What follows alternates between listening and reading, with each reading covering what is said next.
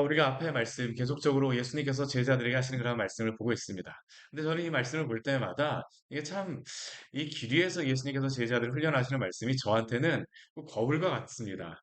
제가 예수님을 따라가겠다라고, 서원하고 또 목회자로 주님 앞에 가겠다라고 하지만, 근데 그때마다 또 이 말씀을 또 전하고 또 제가 읽을 때마다 저에게는 참 이게 쉽지 않은 말씀입니다. 이게 거울이 될 수밖에 없어요. 이 제자들과 나랑 내가 좀 뭐가 다를까? 무엇이 날까라고 생각을 해보게 되면 사실 별반 다르지 않다라는 것을 살펴보게 됩니다. 제자들에게 정말로 필요한 것은 어제 그 제자들의 그 질문이 있었죠. 누가 구원을 얻을 수 있는가? 이게 사실은 제자들이 그 길 위에서 예수님을 따라가면서 계속적으로 질문할 수밖에 없는 겁니다. 우리가 화들짝 놀라는 게 무엇입니까? 나는 제자로서 이 정도 수준이 돼갖고 야 내가 이 정도 됐으니까 신앙이 성장을 했다라고 생각했는데 좀 화들짝 놀랍니다. 야 정말 내가 그 길을 따라갈 수 있는가? 제가 예전에 목사님들하고 같이 그 모임이 있어서 노예나 그런 것들이 끝나고 난 다음에 어떤 목사님이 이러한 이야기를 하시더라고요. 연세가 그래도 꽤 되신 그러한 목사님인데 근데 그 한 30년, 40년 오랜 시간 동안 목회를 하셨음에도 불구하고 그 목사님께서 은퇴하시는 그 목사님 그 모습을 보면서 저는 저 목사님처럼 마지막까지 충성스럽게 목회를 하고 은퇴했으면 좋겠습니다라는 그러한 이야기를 하신 그러한 이야기를 들은 적이 있습니다. 제가 그 이야기를 들으면서 아니 이렇게 경험도 많으시고 목회도 잘하시는 목사님이 왜 저러한 이야기를 하시지 그러는데 정말로 그게 그렇게 말씀하실 수밖에 없구나라는 그런 생각이 듭니다. 우리가 된 줄로 생각하거든 넘어질까 조심하라라고 우리 성경 말씀에 분명히 말씀하고 있는데 바로 우리가 날마다 이 말씀 앞에 우리가 서기를 원합니다. 누가 구원 얻을 수 있겠습니까? 주의 은혜가 아니면 주 앞에 설 수가 없습니다. 이게 우리의 고백이 될 수밖에 없습니다. 오늘도 사실 그 말씀이 나오고 있죠. 이제 예수님께서 길 위에 올라가시면서 세 번째 예수님께서 순환에 대한 그러한 말씀을 하십니다. 예수님이 길 위에서 세 번을 말씀하세요. 가이사랴 빌립보 가이사랴 지역에서 예수님이 제자들에게 첫 번째로 말씀하시고요. 신앙 고백을 들으시고 난 다음에 그리고 한 중간쯤 모셔갖고 예수님께서 순환에 대해서 다시 한번 말씀하십니다. 그리고 오늘 마지막으로 이 말씀을 하세요. 오늘 32절 말씀에 보게 되면 이렇게 말씀하고 있죠. 예루살렘으로 올라가는 길에 여리고를 지나고 이제 예수님께서 예루살렘으로 올라가는 길입니다. 이 여리고 지역에서 예루살렘까지 거리가 한 30km, 한 30km 정도 거리가 되어집니다. 그런데 그 길이 어떤 길이냐면 이게 산길이에요. 산길이에요. 이 여리고가 사해 바로 옆에 있다 보니까 이 사해가 해저 한 300m, 400m, 뭐 300 몇십 미터 이렇게 밑에 있는 그러한 지역인데 사해가 그 정도 지역에 있는 겁니다. 300 몇 미터 지역에 있는 데인데 근데 예루살렘은 한 800m 정도 해발고도 됩니다.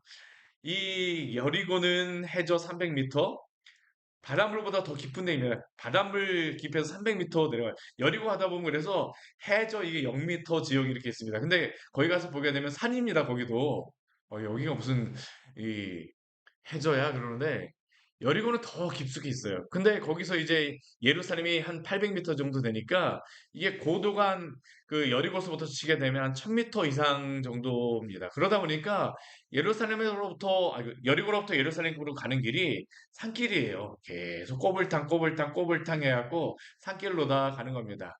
여리고에서 그 여리고 내려가다가 뭐 강도 만난 그 이야기가 정말로 나올 만합니다. 실제로 그래요. 꼬불탕 꼬불탕하고 산길이다 보니까 그런데 예수님이 이 길로 올라가시는 겁니다. 천천히 올라가시겠죠. 천천히 올라가십니다. 그 길 가운데에서 예수님께서 앞서가세요. 뭐 제자들 앞세우는 것이 아니라 그 여리고에서 예루살렘 올라가는 길을 예수님이 올라가십니다. 앞장서서 가십니다. 제자들의 마음은 어떡할까요? 빨리 가고 싶지 않은 겁니다. 근데 예수님께서 그 길을 앞장서서 가시죠. 제자들의 마음은 이 뒤에 보게 되면 나오고 있죠. 그들이 놀라고 따르는 자들은 두려워하더라. 예수님이 그 앞에서 오셨을 때보다 더 힘차게 올라가시는 겁니다. 뭐 조금 더 느리게 가셔도 될 텐데 예수님이 막 가시니까 제자들은 놀라고 한편에서는 두렵습니다. 왜 그렇겠습니까? 이미 예수님께서 두 번씩이나 경고하셨기 때문입니다. 예루살렘 조금 늦게 가셔도 되는데 왜 저렇게 빨리 가시지? 근데 그 올라가는 길에 예수님이 제자들을 보시면서 말씀하세요. 우리 33절 말씀 보게 되면 33절, 34절 말씀을 보게 되면 이 세 번째 순환은 더 분명하게 말씀하시고 자세하게 말씀하세요. 보라 우리가 예루살렘에 올라가노니. 지금 우리가 예루살렘에 올라가고 있다. 제자들 잘 알고 있습니다. 근데 보라 우리가 예루살렘에 올라가노니 인자가 지금 이 예루살렘 올라가게 되면 대제사장들, 서기관들에게 넘겨짐에 앞에서도 대제사장들과 서기관들이 나왔습니다. 그런데 이 대제사장들과 서기관들뿐만 아니라 오늘 말씀에서는 더 자세하게 말하는 것이 있어요. 이들이 그냥 예수님을 죽이는 것이 아니라 거기에 보게 되면 그들이 죽이기로 결의한 우리 뒤에 말씀을 보게 되면 대제사장들과 서기관들이 예수님을 붙잡기 위해서 자기들끼리 막 회의하지 않습니까? 산헤드린 공회하면서 막 새벽에 막 그들이 하는데 지금 그 모습이 나오는 거예요. 예수님이 그대로 말씀하세요. 죽이기로 결의했습니다. 그런데 그들이 죽이지 않습니다. 누구를 통해서 그 일을 행할까요? 이방인들에게 넘겨주게. 로마 군인들에게 예수님을 넘겨주는 그러한 사건을 예수님께서 말씀하십니다. 예수님이 이미 알고 계셨어요. 정확하게 말씀하십니다. 그리고 예수님이 로마인들에게 주게 되었을 때에 어떤 일이 벌어집니까? 그 로마 군인들은 예수님을 능욕합니다. 예수야, 누가 너를 쳤는지 맞춰보아라. 침뱉습니다. 채찍질합니다. 죽일 것입니다. 그러나 예수님께서 어떡하십니까? 3일 만에 살아나신다라고 말씀하셨습니다. 이게 바로 예수님이 예루살렘에 올라가시게 되면 당하실 일입니다. 그리고 이러한 말을 들었을 때에 제자들은 두려워할 수밖에 없죠. 놀랄 수밖에 없죠. 예수님은 자신이 죽으러 가시는 그 길을 앞장서서 힘차게 그러나 올라가시는 겁니다. 왜 그렇겠습니까? 예수님 올라가셔야만 하기 때문입니다. 올라가셔야만 하기 때문에 여기서 멈추실 수가 없습니다. 멈추시면 우리의 구원은 없습니다. 우리의 구원은 없어요. 그렇기 때문에 예수님은 이 예루살렘 올라가는 길에 제자들 앞에서 서서 힘차게 올라가시죠. 제자들은 예수님의 뒤를 따르는 겁니다. 사랑하는 성도 여러분, 우리는 예수님이 어디를 가든지 간에 예수님의 제자가 됐다면 물속에라도 불속에라도 따라야 될 줄 믿습니다. 우리가 마음대로 따르는 것은 아닙니다. 예수님이 가시는 것을 보기 때문에 따라가는 것입니다.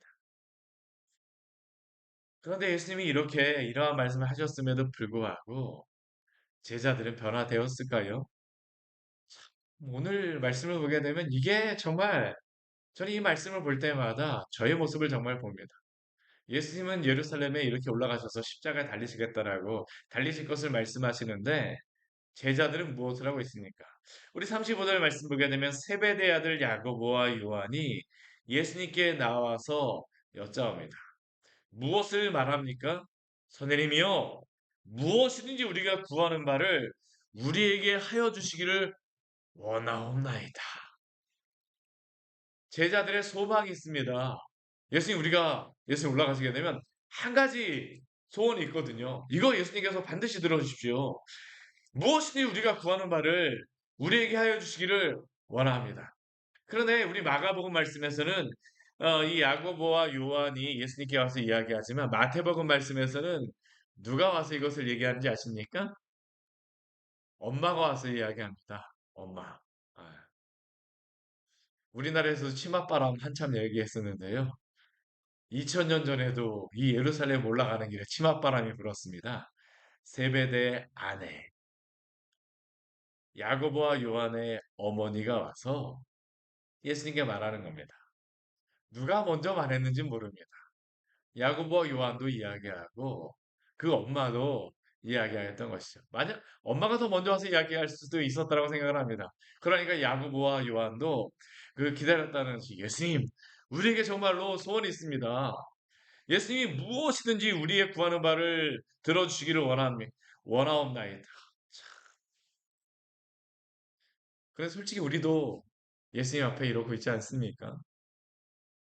우리도 그렇지 않습니까? 우리도 그렇지 않습니까? 예수님, 제가 원하는 바를 무엇이든지 들어주시기를 원합니다.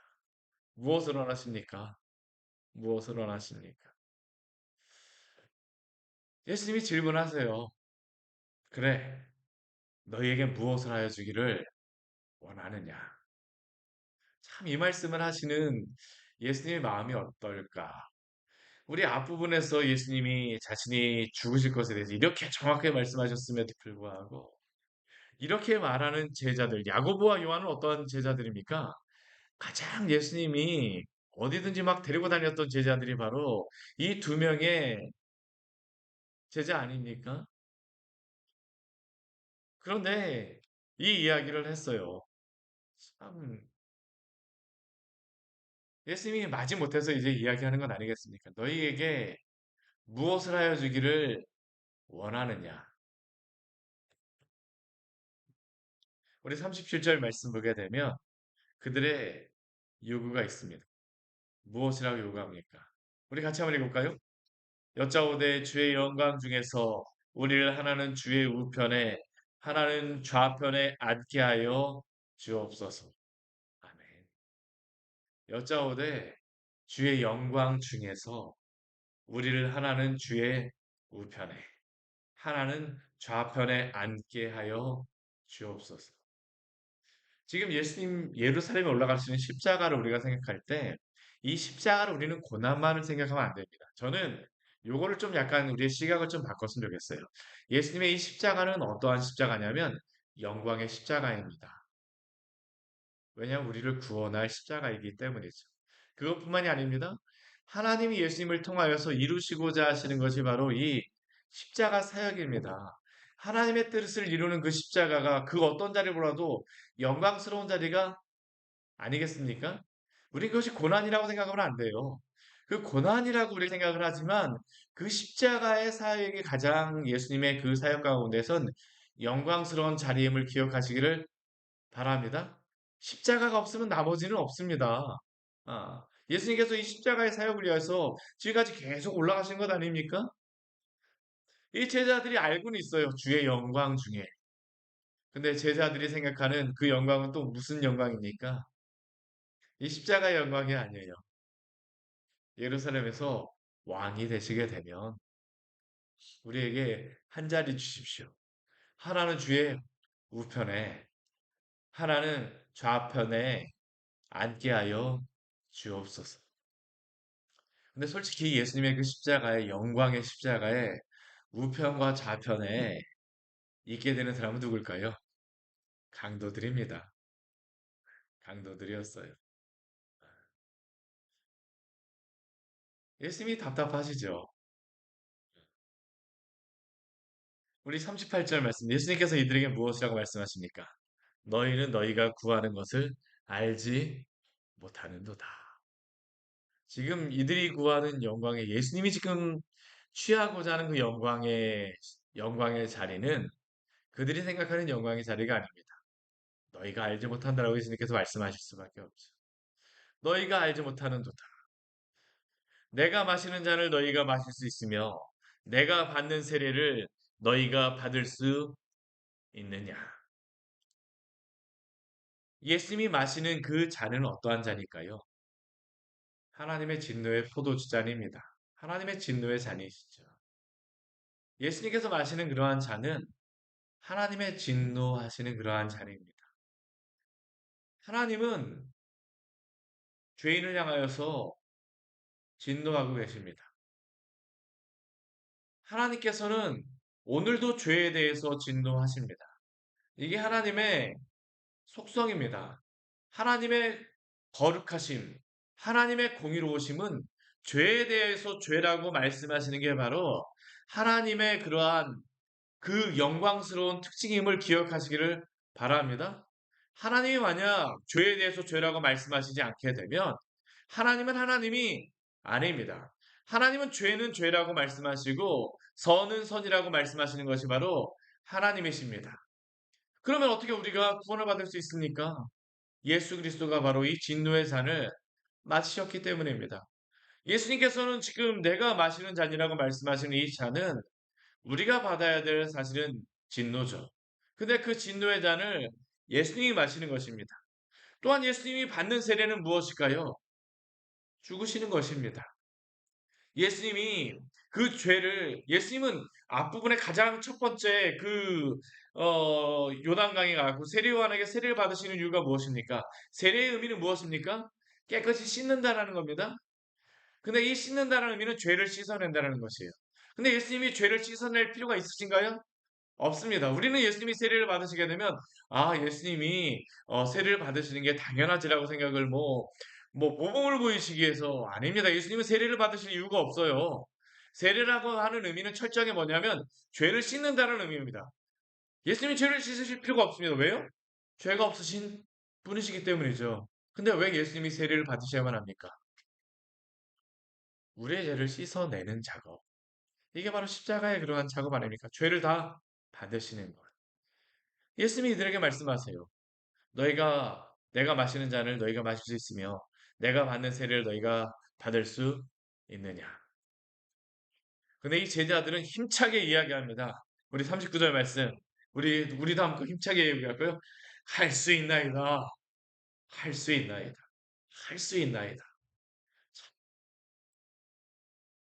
이들이 이것을 알았다면 할 수 있다라고 이야기할 수 있겠습니까? 할 수 있다라고 이야기하지 못했을 겁니다. 근데 그들은 자신 있게 이야기합니다. 할 수 있습니다. 할 수 있습니다. 근데 예수님께서는 그들에게 말씀하세요. 너희는 내가 마시는 잔을 마시며 내가 받는 세례를 받으려니와 내 좌우편에 앉는 것은 내가 줄 것이 아니라 누구를 위하여 준비되었든지 그들이 얻을 것이니라. 1차적으로는 예수님 좌우편에 누가 서겠습니까? 강도들이 설 것입니다. 그리고 또한 이것뿐만 아니라 예수님의 뒤를 따라가는 그 사람들은 또 예수님의 좌우편에 앉는 그러한 영광이 있겠죠. 예수님께서 그들에게 말씀하십니다. 내가 마시는 잔을 마시며 내가 받는 세례를 받을 것이다. 가장 첫 번째로 순교를 당했던 사람이 누구일까요? 야고보입니다. 야고보가 가장 먼저 순교를 당해요. 가장 마지막에 제자들 중에 죽었던 제자가 누구입니까? 사도 요한입니다. 사도 요한이 담보소임에서 요한계시록까지 기록하잖아요. 그렇죠? 사도 요한은 순교를 당하지 않았다라고 이렇게 전승에서 전해를 내오는데 그런 마지막까지 그러나 주님의 복음을 위하여서 살아갔던 사람 가장 마지막까지 주의 말씀이 어떤 것이 진리인가를 전하였던 사람이 바로 이 사도 요한입니다. 오늘 사도 요한 같은 경우에는 예수님의 그러한 것들을 행하는 사람들 향해서 불을 내려 주십시오. 저 사람을 제가 막았습니다라고 이야기하지만 사도 요한이 가장 마지막에 설교했던 그 설교가 어떤 건지 아세요? 이 전승에 그 기록되어져 있는 거 보게 되면 사도 요한이 항상 이 강단에 올라가게 되면 많은 설교를 하지는 않았다고 이야기합니다. 사랑하십시오. 사랑하십시오. 서로 사랑하십시오. 그래서 요한 1, 2, 3서의 말씀 보게 되면 사랑하는 자여 내 영혼이 잘된 같이 내가 범사에 잘되기를 내가 간구하노라. 사랑이라는 단어가 굉장히 많이 나옵니다. 지나놓고 보니까 예수님이 왜 그렇게 말씀하셨는지를 아는 겁니다. 아는 것이에요. 그러나 이 이야기를 들었던 열두 제자는 어떻습니까? 기분 굉장히 상합니다. 우리 41절 말씀을 보게 되면 열두 제자가 듣고 야고보와 요한에 대하여서 어떻습니까? 막 화를 냅니다. 예수님이 보시기엔 어떡할까요? 화를 낼 필요가 없어요. 그들은 모두 이 잔을 마시고 예수님이 받는 세례를 다 받을 것입니다. 제자는 그렇습니다. 제자는 우리가 생각하는 영광에 그 영광을 받는 자리가 아닙니다. 또 하나님이 그 영광을 주실 수도 있어요. 그렇지만 제자는 주님의 길을 따라가는 자임을 기억하시기를 바랍니다. 싸울 필요 없습니다. 싸울 필요 없어요. 싸울 필요 없습니다. 먼저 간다 그래갖고 좋은 것도 아니고요. 느리게 간다 그래갖고 뒤처지는 것도 아닙니다. 끝까지 예수님 뒤를 따라가는 게 가장 복된 자리임을 기억하십시오. 오늘 예수님이 말씀하시죠. 너희 중에 누구든지 크고자 하는 자는 너희 중에 너희를 섬기는 자가 되고 너희 중에 누구든지 으뜸이 되고자 하는 자는 모든 사람의 종이 되어야 하리라. 나중에 사도 요한이 사랑하십시오가 바로 이 말 아니겠습니까? 사랑하십시오. 사랑하십시오. 사랑하십시오. 100세가 넘은 요한이 이야기했던 겁니다. 지나놓고 보니까 그 이야기였어요. 사랑하십시오. 그러면 주님의 그 사랑은 무엇일까요? 오늘 45절 말씀 같이 읽겠습니다. 인자가 온 것은 섬김을 받으려 함이 아니라 도리어 섬기려 하고 자기 목숨을 많은 사람의 대속물로 주려 함이니라. 아멘. 예수님은 그리스도가 되셨습니다. 선지자가 되어주셔서 말씀을 전하셨고요. 제사장이 되셔서 예수님이 제사 제물이 되실 뿐만 아니라 제사장으로서 자신을 십자가에 못 박으셔서 못 박히심으로 하나님께 제물로 드림이 되었습니다. 그리고 예수님은 왕이 되셨습니다. 왕이 되시는 그 예수님의 그 다스림은 무엇일까요? 억누르는 다스림이 아닙니다. 우리는 이 세상에서 왕이 된다는 의미가 높아요. 높이 올라가서 내가 그 사람을 지려밟고 올라가는 게 왕이라고 생각합니다. 근데 예수님의 왕 되심은 무엇입니까? 자신을 주심으로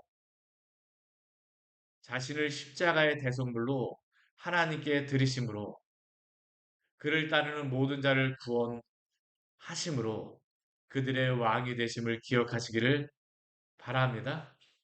오늘 45절 말씀이 하는 것입니다.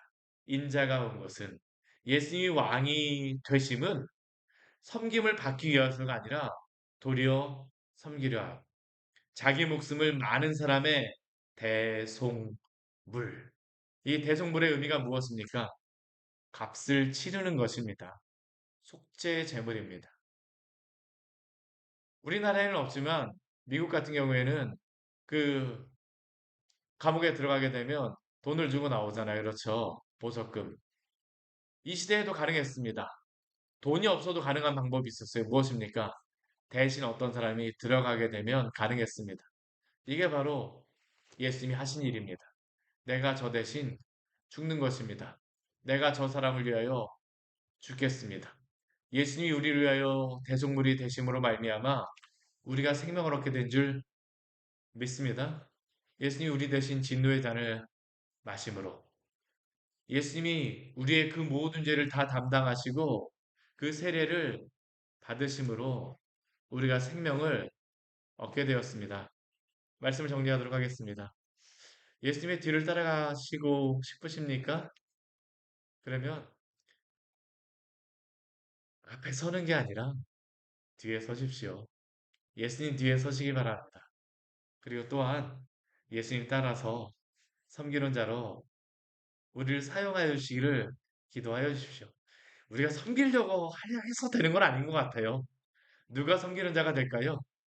주님의 이 큰 사랑을 아는 자들만이 섬기는 자가 됩니다. 제가 섬기겠습니다. 저는 이것도 쉽지 않더라고요. 이것도 쉽지 않은 것 같아요. 제가 섬기겠습니다 하는데 막상 그 섬기겠습니다 하는 자리 가보게 되면 정말 쉽지 않습니다. 주의 은혜가 아니면 우리는 설 수가 없습니다. 오늘도 주의 은혜로 주의 뒤를 따라가게 하여 주시옵소서. 우리 모두의 그러한 기도 제목이 되기를 원합니다. 같이 기도하시겠습니다. 하나님 아버지 오늘 말씀을 통하여서 우리에게 귀한 은혜를 주니 감사를 드립니다. 주의 영광의 자리를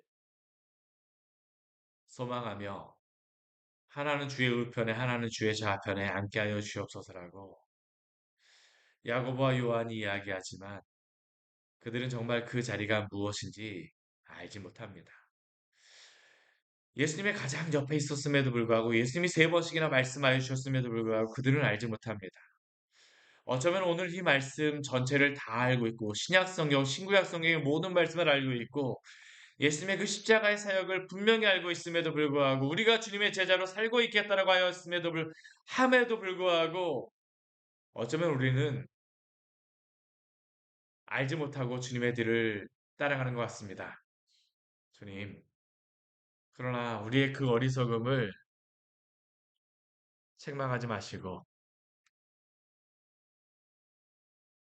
우리를 불쌍히 여기시고 우리를 당신의 그 은혜 가운데에 주님의 뒤를 겸손히 따라갈 수 있도록 우리에게 날마다 당신의 은혜를 베풀어 주시옵소서.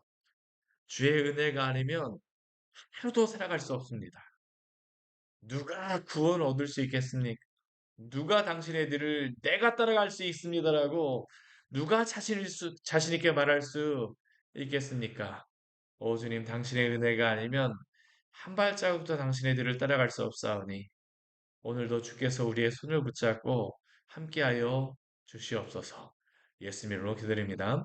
아멘. 이 오늘 말씀 같이 기억하시면서 기도하며 나가도록 하겠습니다.